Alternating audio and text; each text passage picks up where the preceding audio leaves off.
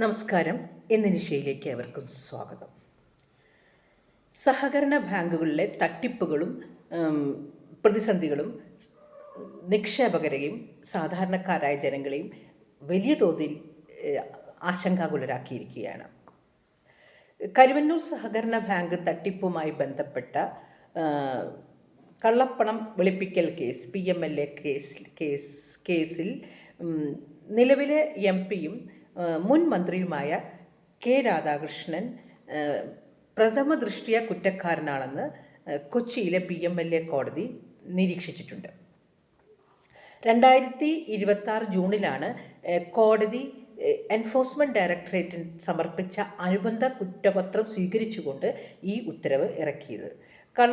തട്ടിപ്പിലൂടെ സമാഹരിച്ച fund കള്ളപ്പണം വെളുപ്പിക്കുന്നതിലും നിയമവിരുദ്ധമായ ലോൺ അനുവദിക്കുന്നതിലും K. Radhakrishnan, AC Moideen, MM Lawrence തുടങ്ങിയ CPM നേതാക്കൾക്ക് പങ്കുണ്ടെന്ന EDയുടെ വാദം കോടതി ശരിവെക്കുകയാണ് ഉണ്ടായത്. അതുകൊണ്ട് തന്നെ തുടർ നടപടിയുമായി മുന്നോട്ട് പോകാൻ തക്കതായ തെളിവുണ്ടെന്ന് കോടതി കണ്ടെത്തി. ബാങ്കിൽ വലിയ തോതിലുള്ള ക്രമക്കേടുകൾ നടക്കുന്നുണ്ടെന്ന് അറിഞ്ഞിട്ടും CPM നേതാക്കൾ അതിന് ഒത്താശ നൽകി എന്നതായിരുന്നു കേന്ദ്ര ഏജൻസിയുടെ കുറ്റപത്രം. കോടതി കുറ്റപത്രം അംഗീകരിച്ചതോടെ പ്രതികൾക്ക് സമൻസ് അയച്ചു. ഇത് പ്രകാരം ജൂലൈ ആദ്യവാരം തന്നെ അവർ കോടതിയിൽ ഹാജരായി വിചാരണയ്ക്ക് മുന്നേയുള്ള കൃത്യമായ വ്യവസ്ഥകളോടെ ജാമ്യാപേക്ഷ നൽകുകയും കൃത്യമായ നിയമവ്യവസ്ഥയോടെ തന്നെ ജാമ്യം അനുവദിക്കുകയും ചെയ്തിട്ടുണ്ട്. ഇതൊന്നും ഞാൻ പറയാൻ ആഗ്രഹിച്ചതല്ല. പക്ഷേ കഴിഞ്ഞ ദിവസം ഇരിങ്ങാലക്കുടയിൽ സമാനമായ ഒരു സഹകരണ ബാങ്ക് തട്ടിപ്പ് നടന്നിട്ട് കുറച്ചായി. അതിനെതിരെ ഒരു വലിയ പ്രതിഷേധം ഞാൻ കാണുകയുണ്ടായി. ITU ബാങ്ക് അതിൽ 400 കോടിയിലധികം തട്ടിപ്പ് നടന്നു എന്ന് പറഞ്ഞുകൊണ്ട് തന്നെ കരുവന്നൂർ സഹകരണ ബാങ്കിൽ ആ തട്ടിപ്പിൻ്റെ കാലഘട്ടത്തിൽ ഉണ്ടായിരുന്ന ഭരണസമിതിയിലെ ആൾക്കാർ അവിടെ വന്നിരുന്നു കൊണ്ട് പത്രസമ്മേളനം വിളിച്ചുകൊണ്ട് കണക്കുകളും കാര്യങ്ങളും വിളിച്ചു പറയുന്നതായി കണ്ടു.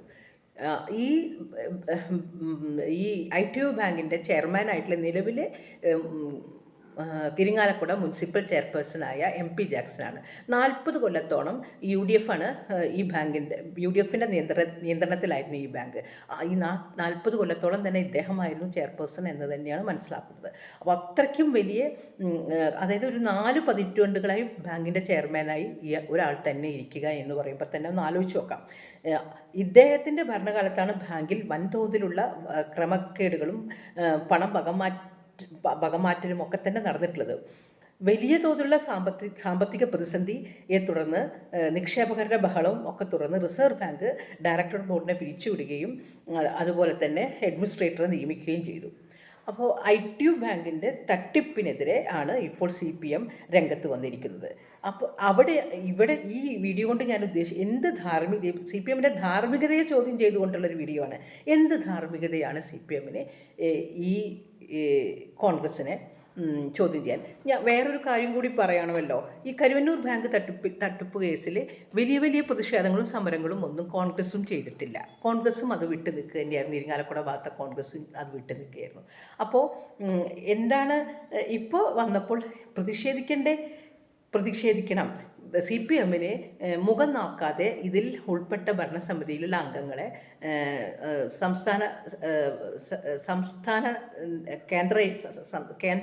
സംസ്ഥാന കേന്ദ്ര നേതാക്കന്മാർക്കൊക്കെ ഇടപെടുകയും അവരെ മാറ്റി നിർത്തുകയും സസ്പെൻഡ് ചെയ്യുകയും ഒക്കെ നേരത്തെ തന്നെ ചെയ്യാമായിരുന്നു. പക്ഷെ ചെയ്തിട്ടില്ല. കാരണം വലിയ ഉന്നത നേതാക്കന്മാർ തന്നെയാണ് ഇതിൽ ഇൻവോൾവ് ആയിട്ടുള്ളതെന്നാണ് അവർക്കും അറിയാലോ. എന്നിട്ട് പിന്നെ ജനങ്ങളുടെ പ്രതിഷേധത്തെ തുടർന്ന് കണ്ണിൽ പൊടിയിടാനായിട്ട് കുറച്ച് ആൾക്കാരെ അന്നുള്ള ഏരിയ കമ്മിറ്റി അംഗം കുറച്ച് ആൾക്കാരെ ഇന്ന് പ്രതിഷേധിക്കാൻ വന്നിരുന്ന 2 നേതാക്കന്മാരാണ്. ഒരു മനോജും അഡ്വക്കേറ്റ് KR വിജയും. ഇവരൊക്കെ തന്നെയായിരുന്നു കരുവന്നൂർ ബാങ്കിൻ്റെ അന്നത്തെ ഭരണസമിതി. ഇവർക്ക് അതിൽ ഇൻവോൾവ്മെൻ്റ് ഉണ്ടോ എന്നുള്ളത് എനിക്കറിയില്ല. പക്ഷേ അവരെ പലരും സസ്പെൻഡ് ചെയ്യുകയൊക്കെ ചെയ്തിരുന്നു. പക്ഷെ തിരിച്ചെടുത്തിട്ട് പ്രൊമോഷനോട് കൂടി കയറ്റിയിരുത്തിയിരിക്കുകയാണ്. അവർ വന്നിട്ട് അപ്പുറത്തും ഇപ്പുറത്തുള്ള ബാങ്കാണ്. ഇത്രയും വലിയ സ്വന്തം നേതാക്കന്മാർക്കെതിരെ പ്രതിപട്ടികയിൽ ചേർത്തിട്ടുണ്ട്. എന്നിട്ട് ഇവിടെ നിന്ന് കോൺഗ്രസിൻ്റെ കുറ്റപത്രം അല്ലെങ്കിൽ കോൺഗ്രസിനെതിരായിട്ടുള്ള ആരോപണം വന്നിരുന്ന് അക്കമിട്ട് എണ്ണി പറയുന്നതിൽ ഒരു ഉളുപ്പും കാണുന്നില്ലേ എന്നുള്ളതാണ് മനസ്സിലായത്. അപ്പോൾ എനിക്ക് മനസ്സിലായിട്ടുള്ളത് BJP കുറേ സുരേഷ് ഗോപിയുടെ നേതൃത്വത്തിലും ഒക്കെ കുറേ സമരങ്ങളും കാര്യങ്ങളൊക്കെ അവിടെ നടത്തി. വന്നാൽ ഇപ്പം പിടിച്ചു എല്ലാത്തിനെതിരെ നടപടി എന്നാണ് പറഞ്ഞത്. ഒരു നടപടിയും ഞാൻ കണ്ടിട്ടില്ല. ഇനിയിപ്പോൾ ഈ കോടതി പ്രഥമ ദൃഷ്ട്യാ കുറ്റക്കാരാണെന്ന് പറഞ്ഞ ആൾക്കാർക്കെതിരെ കേസ് നടക്കും. അവർ പറയുന്നത് അത് പൊളിറ്റിക്കൽ അലിഗേഷനാണ്, രാഷ്ട്രീയ പ്രേരിതമാണെന്നാണ്. അതുകൊണ്ട് അതിങ്ങനെ നടന്നു പോകുമെന്നല്ലാണ്ട് കുറ്റക്കാരും തന്നെ പിടിക്കാനോ ജയിലിലടയ്ക്കാനോ പോകുന്നില്ല. കാരണം ഈ ഭയങ്കര അന്തർധാരയാണ് നടക്കുന്നത്. BJP അന്ന് പറഞ്ഞ BJP ഒന്നും ഇപ്പോൾ യാതൊരു തരത്തിലുള്ള ഒരു താല്പര്യം കരുവന്നൂർ ബാങ്കിൻ്റെ കാര്യത്തിൽ കാണിക്കുന്നതായി ഞാൻ കാണുന്നില്ല. ഇടയ്ക്ക് അങ്ങനെ ഇടി ഇവിടെ വരുന്നുണ്ട്, പിണറായി വിജയൻ്റെ ഇവിടെ വരുന്നത്, മറ്റൊരു എല്ലാത്തൊരു ഓളം ഉണ്ടാക്കുക, എല്ലാ ദിക്കിലും ഒരു ഓളം ഉണ്ടാക്കുക എന്നല്ലാതെ ഒരു കൃത്യമായിട്ടുള്ള ഒരു നിയമ നടപടിയോ ഒരു പണിഷ്മെൻറ്റോ ഒന്നും നമ്മൾ കാണുന്നില്ല. പാവപ്പെട്ട നിക്ഷേപകരെ എത്ര ആൾക്കാർ ഇതിനകം അവരുടെയൊക്കെ കുടുംബം ശിഥിലമായി മരിച്ചുപോയി, പലതും ഉണ്ടായിട്ടുണ്ട്. എന്തൊക്കെ നമുക്ക് സങ്കല്പിക്കാൻ കഴിയാത്ത രീതിയിലുള്ള പൈസ ഇല്ല എന്നുള്ള കാരണമാണ്. ഒരു ആയുഷ്കാല സമ്പാദ്യമൊക്കെയാണ് അവിടെ കൊണ്ടിട്ടുള്ളത്. അപ്പോൾ അതൊക്കെ ആരുടെയും വിഷയമല്ല. ഒരു ഓളുണ്ടാക്കുക, പവറിന് വേണ്ടിയിട്ട് എന്തും കാണിക്കുക എന്നല്ലാതെ ഒരു ഓളുണ്ടാക്കുക, ഒരു ഗിമ്മിക്കുകൾ നടത്തുക എന്നല്ലാതെ മൂന്ന് കക്ഷികൾക്കും ഈ കാര്യത്തിൽ വലിയ താല്പര്യമുണ്ടെന്ന് എനിക്ക് തോന്നുന്നില്ല. കാരണം പല കാര്യങ്ങളും അന്തർധാരകളും എനിക്ക് നേരിട്ടറിയാവുന്നതാണ്.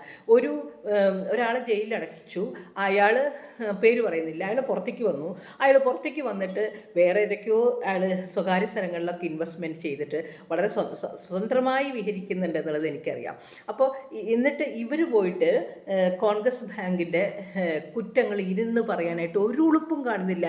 ഇവിടെ എന്ത് നടപടി എടുത്തു എന്നുള്ളതാണ് മനസ്സിലായത്. കോൺഗ്രസ്സുകാർക്ക് വല്ല ഉളുപ്പുണ്ടോ? അവർക്കുമില്ല. ഇനി BJPക്കാർ എന്ത് പറയുന്നു? അവരിങ്ങനെ എന്ത് ഗംഭീരമായിട്ടായിരുന്നു സുരേഷ് ഗോപി MP ആവുന്നതിന് മുന്നേ ഇങ്ങനെ കരുവന്നൂർ ബാങ്ക് എന്ന് പറയുന്നത് ചില ഗിമ്മിക്കുകൾ നടത്തുന്നു എന്നല്ലാതെ ദ്രുതഗതിയിൽ ജനങ്ങൾക്ക് വിശ്വാസം ഉണ്ടാവണമെങ്കിൽ ദ്രുതഗതിയിൽ എന്തെങ്കിലും വേണ്ടേ? ഒരു ശിക്ഷാ നടപടി വേണ്ടേ? ഒരു തീർപ്പ് കൽപ്പിക്കണ്ടേ? ഒന്നും നടക്കുന്നില്ല. ED ഇങ്ങനെ കിടന്നിങ്ങനെ എല്ലാ ദിക്കിലും കിടന്നു ഒരു ED ഒരു ഓളം ഉണ്ടാക്കുക ചെയ്യുന്നുണ്ട് എന്നൊരു ഓളം ക്രിയേറ്റ് ചെയ്യാന്നല്ലാതെ മൂന്ന് കക്ഷികളും ഒന്നും ചെയ്യില്ല. ഇവർ കക്കാണെങ്കിൽ മറ്റൊരു വന്നിരുന്നു പറയും, മറ്റൊരു കക്കുമ്പോൾ BJP കക്കാണെങ്കിൽ ഇവർ വന്നിരുന്നു പറയും. അതാണ് പൊതുജനം കഴുത എന്നുള്ളത്. പക്ഷെ ബഹുദൂരം ഇത് മുന്നോട്ട് പോകില്ല.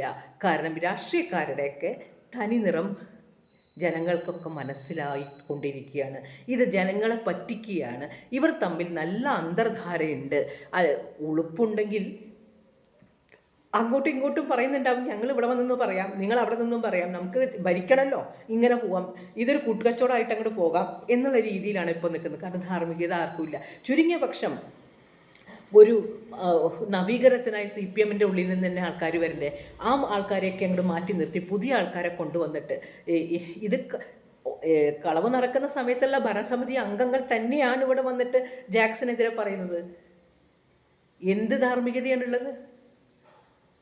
ജാക്സൺ എന്ന് പറഞ്ഞ കുറ്റാരോപിതനായ ആളാണ് ഇപ്പോൾ മുനിസിപ്പൽ ചെയർപേഴ്സണായിട്ട് നിൽക്കുന്നത്. അപ്പോൾ എന്താണ് നമുക്കിതിൽ നിന്നൊക്കെ മനസ്സിലാവുന്നത്? BJP ആണെങ്കിൽ ഭയങ്കര സമരവും കാര്യങ്ങളൊക്കെ നടത്തിയിട്ടുണ്ടായിരുന്നു. അതൊന്നും ആ വീഡിയോ ഒന്നും ഇപ്പോൾ കാണുന്നുമില്ല.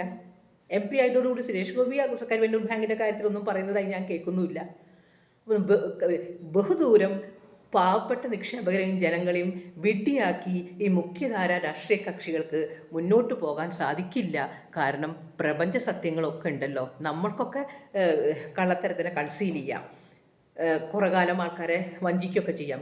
പക്ഷേ പ്രപഞ്ച സത്യമൊന്നുണ്ടല്ലോ, അത് കറങ്ങി തിരിച്ച് കർമ്മമാണ്.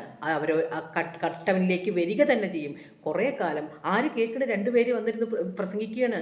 ഇവിടെ അത്രയ്ക്കധികം അഴിമതി നടന്നിട്ട് അവർക്കെതിരെ ഒന്നും ഒരു നടപടി എടുക്കാതെ, ആ ഭരണസമിതിയും പാർട്ടിയിൽ നിന്ന് പുറത്താക്കുകയോ ഒന്നും ചെയ്യാതെ ആ ആൾക്കാർ തന്നെ വന്ന് ഇവിടെ വന്ന് പറയുക. കോൺഗ്രസിലെ ആൾക്കാർ ഇവരുടെ അഴിമതിക്കെതിരെ പറയുക. BJP മറ്റുള്ളവർ. ഇത് ബഹുദൂരം പോകുന്ന ഒന്നല്ല. ജനങ്ങൾ ജാഗ്രതയോടെ ഇരിക്കുക. Eternal vigilance is the price of democracy. നിതാന്ത ജാഗ്രത ആണ് ജനാധിപത്യത്തിൻ്റെ കാതൽ. നമ്മൾ ഈ ഈ സഹകരണ ബാങ്കുകളെ വിശ്വസിക്കും, അവർ പറയുന്നത് കേട്ടിട്ട് വിശ്വസിക്കരുത്. ആനുവൽ ജനറൽ ബോഡി മീറ്റിങ്ങിൽ നിക്ഷേപകരെ നിർബന്ധമായി പോകണം, അവരുടെ സാമ്പത്തിക കാര്യങ്ങളിൽ ഇടപെടണം, കണക്കുകൾ കൃത്യമായി ചോദിക്കണം, വായ്പ ആർക്കൊക്കെ കൊടുക്കുക, അർഹർക്കാണോ അനർഹർക്കാണോ കൊടുക്കുന്നുള്ളത് കൃത്യമായി ചെയ്യണം. പിന്നെ ഡയറക്ടർ ബോർഡിൽ ഇവർ അംഗങ്ങളാക്കുന്നത് ചുക്കും ചുണ്ണാമ്പും അറിയാത്ത കുറച്ച് പെണ്ണുങ്ങളെയാണ്. കുറച്ച് മിടുക്കന്മാരൊക്കെ ഉണ്ടാവും, തിണ്ണമിടുക്കുള്ള ആൾക്കാരുണ്ടാവും, പിന്നെ കുറച്ച് പെണ്ണുങ്ങൾ. അവരെ പറഞ്ഞു കൊടുത്ത് ഒപ്പിടിപ്പിക്കാൻ വേണ്ടി. ഇനി അതും മാറ്റണം. വിവരവും വിദ്യാഭ്യാസമുള്ളവരെ ഭരണസമിതിയിലേക്കും ഭരണരംഗത്തേക്കും കൊണ്ടുവരണം. ഇത്ര തട്ടിപ്പ് നടത്തുന്ന ആൾക്കാരെയൊക്കെ MLA ചെയർമാനും ഒക്കെ ആക്കി വിടേണ്ട ആവശ്യം എന്താണ്? അത് നമ്മൾ ഈ പുതിയ തലമുറയെങ്കിലും ഉണർന്ന് പ്രവർത്തിക്കണം.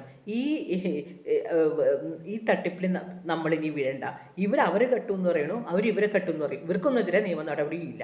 ജനങ്ങൾ ജാഗ്രത.